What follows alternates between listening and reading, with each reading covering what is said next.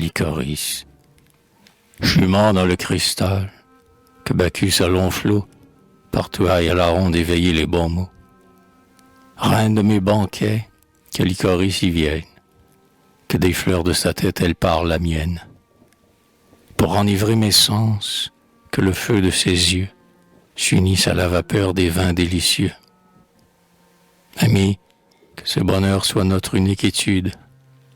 Nous en perdrons sitôt la charmante habitude. Hâtons-nous. L'heure fuit.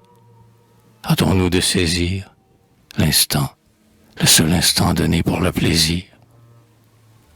Un jour, tel du sort l'arrêt inexorable, Vénus, qui pour les dieux fit le bonheur durable, à nos cheveux blanchis refusera des fleurs, et le printemps pour nous n'aura plus de couleur.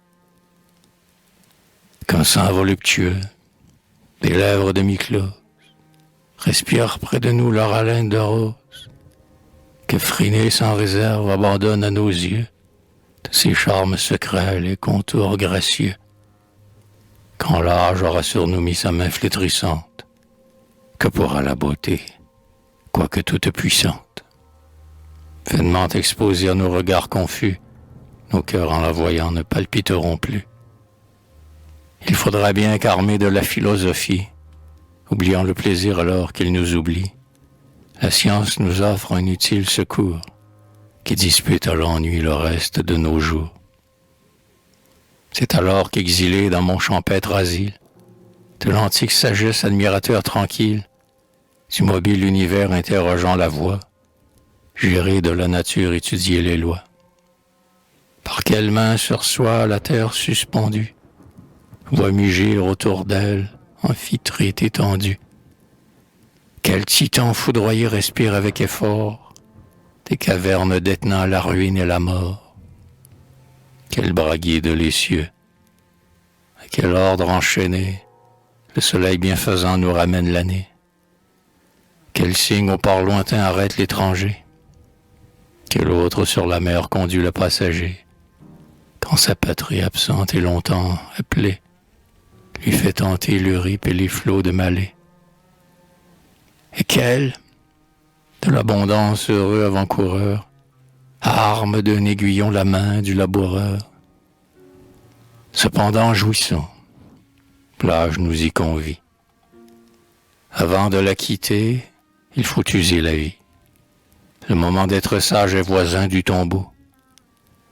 Allons, jeune homme, allons, marche, prends ce flambeau. Marche, allons. Mène-moi chez ma belle maîtresse. J'ai pour elle aujourd'hui 1000 fois plus d'ivresse. Je veux que des baisers plus doux, plus dévorants, n'aient jamais vers le ciel tourné ses yeux mourants.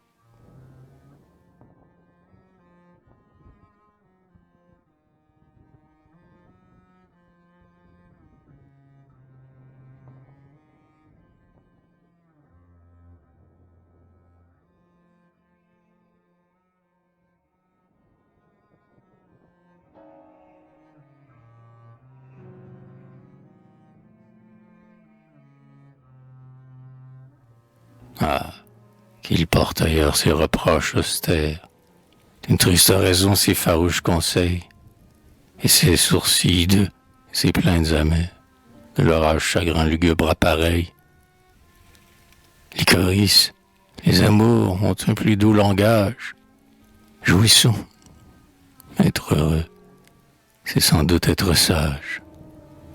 Voir les soleils mourir au vaste sein des eaux. Tétis donne la vie à des soleils nouveaux qui mourront dans son sein et renaîtront encore. Pour nous, notre sort est écrit chez les dieux. Nous n'avons qu'un seul jour, mais ce jour précieux s'éteint dans une nuit qui n'aura point d'aurore. Vivons, ma Lycoris, elle vient à grands pas, et dès demain peut-être elle nous environne. Profitons du moment que le destin nous donne, ce moment qui s'envole et qui ne revient pas. Vivons, tout nous le dit. Vivons, l'heure nous presse. Les roses dont l'amour part notre jeunesse seront autant de biens dérobés au trépas.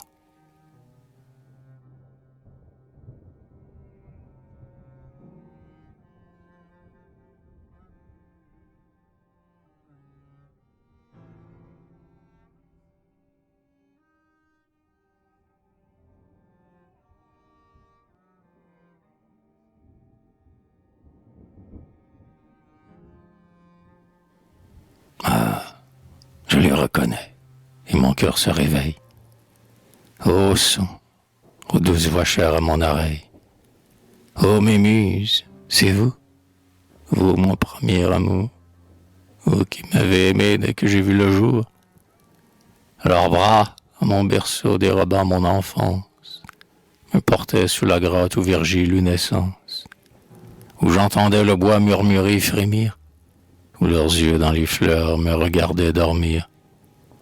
Ingrat, mot de l'amour, trop coupable folie. Souvent je les outrage et fuis les oublie.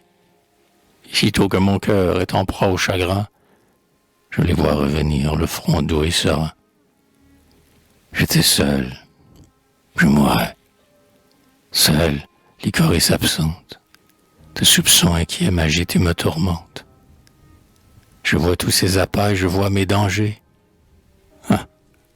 Je la vois livrée à des bras étrangers. Elles viennent. Leur voix, leur aspect me rassure. Leur chant mélodieux assoupit ma blessure. Je me fuis, je m'oublie, et mes esprits distraits se plaisent à les suivre et retrouvent la paix. Par vous, muse, par vous, franchissant les collines, soit que j'aime l'aspect des campagnes sabines, soit qu'Athile ou Falerne et leurs riches coteaux, ou l'air de blanc d'Usie et l'azur de ses eaux. Par vous de l'agneau j'admire le rivage, par vous de Tivoli le poétique ombrage, et de Bacchus, assis sous des antres profonds, la nymphe et le satyre écoutant les chansons. Par vous la rêverie errante, vagabonde, livre à vos favoris la nature et le monde. Par vous mon âme, au gré de ses illusions, vole et franchit les temps, les mers, les nations, va vivre en d'autres corps, s'égare, se promène, et tout ce qui lui plaît, car tout est son domaine. Ainsi, bruyante abeille, au retour du matin, je veux changer en miel les délices du temps. Rose, un sein palpitant et ma tombe divine. Frêle atome d'oiseaux, de l'or molle étamine, je vais sous d'autres cieux dépouiller d'autres fleurs. Le papillon plus grand offre moins de couleurs, et l'orénoque impur, la Floride fertile, admire qu'un oiseau si tendre, si débile, mêle tant d'or, de pourpre, en si riches ébis, et pense dans les airs voir nager des rubis. Sur un fleuve souvent l'éclat de mon plumage fait à quelques lédas souhaiter mon hommage. Souvent, fleuve moi-même, en mes humides bras, je presse mollement des membres délicats, mille fraîches beautés que partout j'environne. Je les tiens, les soulève, et murmure et bouillonne. Mais surtout, l'icoris, protège ainsi Dieu. Partout autour de toi je veille, j'ai des yeux, partout, sylphes ou zéphyr, invisible et rapide, je te vois. Si ton cœur complaisant et perfide livre à d'autres baisers une infidèle main, je suis là. C'est moi seul dans le transport soudain, agitant tes rideaux ou ta porte secrète, par un bruit imprévu t'épouvante et t'arrête. C'est moi, remords jaloux, qui rappelle en ton cœur mon nom et tes serments et ma juste fureur. Mais périsse l'amant que satisfait la crainte, périsse la beauté qui m'aime par contrainte, qui voit dans ses serments une pénible loi, et n'a point de plaisir à me garder sa foi.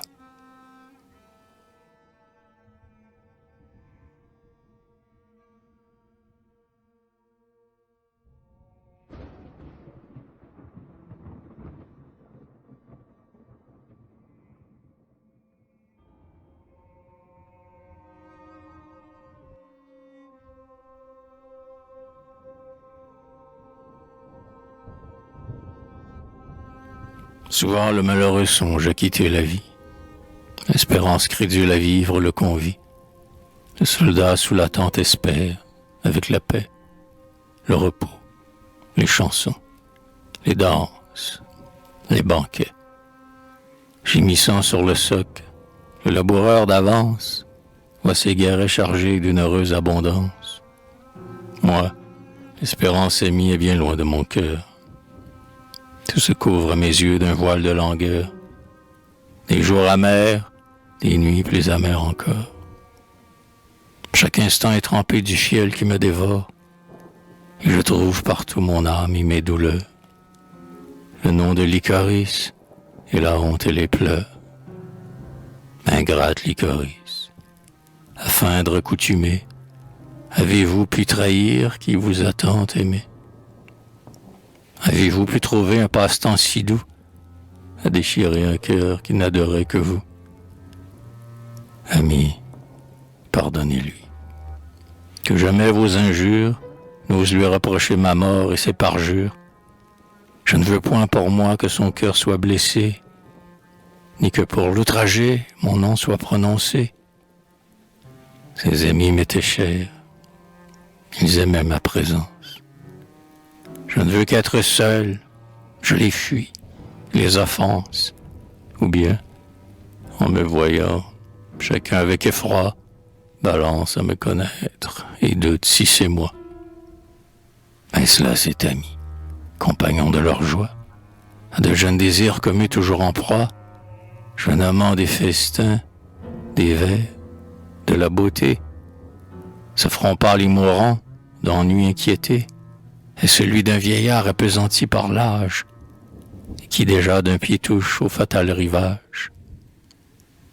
Sans doute, Lycoris, ouais, j'ai fini mon sort, quand tu ne m'aimes plus et souhaites ma mort.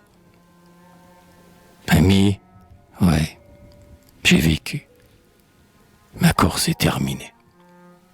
Chaque heure m'est un jour, chaque jour une année. Les amants malheureux vieillissent en un jour. Ah, n'éprouvez jamais les douleurs de l'amour. Elles hâtent encore nos fuseaux si rapides. Et non moins que le temps, la tristesse a des rides. Quoi, Gallus? Quoi? Le sort, si près de ton berceau, ouvre tes jeunes pas ce rapide tombeau. Hélas, mais quand j'aurai subi ma destinée, du l'été bienfaisant la rive fortunée me prépare un asile et des ombrages verts. Là, les danses, les jeux, les suaves concerts, et la fraîche naïade en ces grottes de mousse, s'écoulant sur des fleurs mélancoliques et douces. Là, jamais la beauté ne pleure ses attraits. Elle aime, elle est constante, elle ne ment jamais. Là, tout choix est heureux, toute ardeur mutuelle, et tout plaisir durable, et tout serment fidèle. Que dis-je? On aime alors sans trouble, et les amants, ignorant le parjure, ignorent les serments. Venez me consoler, aimables héroïnes. Oh l'été, fais-moi voir leur retraite divine. Viens me verser la paix, l'oubli de mes maux. Enseveli au fond de tes dormantes eaux, le nom de Lycoris, ma douleur, mes outrages. Un jour peut-être aussi, sous tes riants bocages, Lycoris, quand ses yeux ne verront plus le jour, reviendra tout en pleurs demander mon amour. Me dire que le Styx me la rend plus sincère, qu'à moi seul désormais elle aura soin de plaire. Que 100 fois, rappelant notre antique lien, elle a vu que son cœur avait besoin du mien. Lycoris à mes yeux ne serait plus charmante. Pourtant, oh Lycoris, ô trop funeste amante, si tu l'avais voulu, Gallus, plein de sa foi, avec toi voulait vivre et mourir avec toi.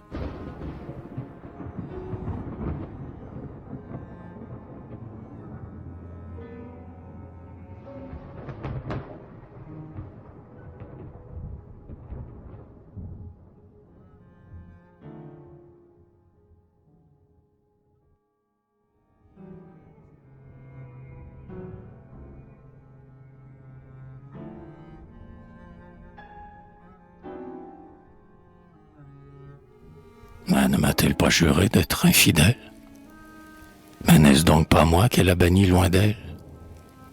Mais sa voix intrépide, ses yeux et son front, ne se vantait-il pas de m'avoir fait affront? C'est donc pour essuyer quelque nouvel outrage, pour l'accabler moi-même et d'insultes et de rage, la prier, la maudire, invoquer le cercueil, que je retourne encore vers son funeste seuil, errant dans cette nuit turbulente, orageuse, moins que ce triste cœur noir et tumultueuse. Ce n'était pas ainsi que sans crainte et sans bruit, jadis à la faveur d'une plus belle nuit, invisible, attendue par des baisers de flamme. Oh, toi, jeune imprudent que séduit une femme, si ton cœur veut en croire un cœur trop agité, ne courbe point ta tête au joug de la beauté. Ris plutôt de ses feux et méprise ses charmes. Vois d'un œil sec et froid ses soupirs et ses larmes. Règne en tyran cruel, aime à la voir souffrir. Laisse-la toute seule et transir et mourir. Tous ses soupirs sont faux, ses larmes infidèles, son sourire venimeux, ses caresses mortelles. Ah, si tu connaissais de quel art inouï la perfide enivra ce cœur qu'elle a trahi, de quel art ses discours, faut-il qu'il m'en souvienne, me faisaient voir sa vie attachée à la mienne. Avait-elle bien pu vivre et ne m'aimait pas?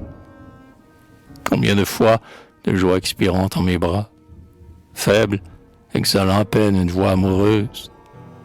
Ah, Dieu, s'écriait-elle, ah, que je suis heureuse. Combien de fois encore d'une brûlante main, pressant avec fureur ma tête sur son sein, ses cris me reprochaient des caresses paisibles. Mes baisers, à l'entendre, étaient froids, insensibles.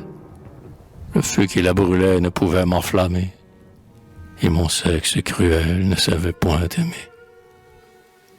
Et moi, fier et confus de son inquiétude, je faisais le procès à mon ingratitude. Je plaignais son amour, et j'accusais le mien. Je haïssais mon cœur si peu digne du sien. Je frissonne. Je sens que je m'approche d'elle. Oui, je la vois, grand Dieu. Cette maison cruelle, que sans trouble jamais n'abordèrent mes pas. Mais ce trouble était doux, et je ne mourrais pas. Mais elle n'avait point, sans pitié même feinte, rassasié mon cœur et de fiel et d'absinthe.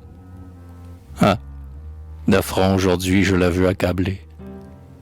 De véritables pleurs de ses yeux vont couler. Tout ce qu'ont de plus dur l'insulte, la colère. Je veux. Mais essayons plutôt ce que peut faire ce silence indulgent qui semble caresser, qui pardonne et rassure, et plaint sans offenser. Oui, laissons le dépit et l'injure farouche. Allons, je veux entrer le rire sur la bouche, le front calme et serein. Camille, je veux voir s'il est vrai que la paix soit toute en mon pouvoir. Prends courage, mon cœur. De douces espérances me disent qu'aujourd'hui finiront tes souffrances.